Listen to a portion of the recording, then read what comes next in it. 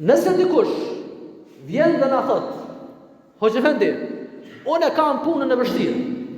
Zakonisht për shembull kohën e verës, vije koha e korrëshirjeve, vije kohë për bujqt, vije koha e punës fizike për ata që punojnë ndërtimtarie apo ngjajshme, atëherën mua më lejohet për mos më agjeru.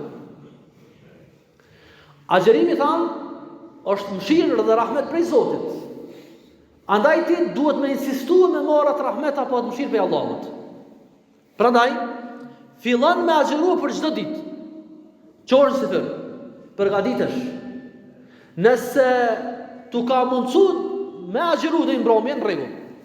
Nëse gjatë ditës, për shembull ora 3-4, tu ka vështërsu mundësia, s'po mundesh me agjeru, atë në momentin kur puna fizike e ka ngarku shëndetin tënë, e ka rreziku atë, në atë moment vjen funksion lehtësimi për Zotit, dhe në qatë moment lejohet me prish Ramazanin. Por jo parimisht prej mëngjesit, sepse, për shembull, ti je në bujqësi punon, ka ra shi dhe gjithë ditën kënaj të shtëpia, s'ke fillu me agjeru. Ose ka ndodhur një emergjencë, diçka e ke lënë punën. Po ndoshta Allahu xhaleshanu për shkak se ja ke nis me agjeru, të ka forcuar, ka mbështes, të ka mbështeti Malli Zot dhe ke pas mundësi me agjeru deri në fund.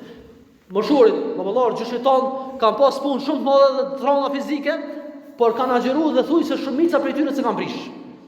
Kanë pas imanin itikadin e madh dhe Zoti ja ka lehtësuar.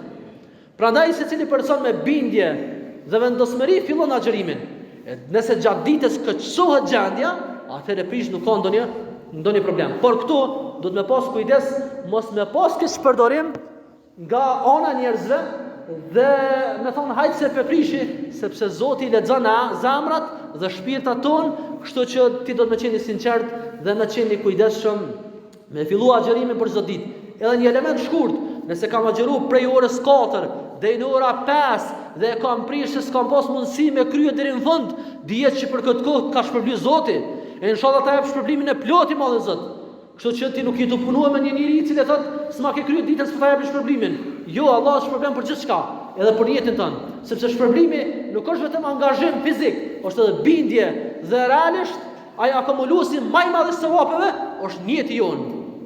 Edhe pse angazhimi është i kërkuar gjithsesi.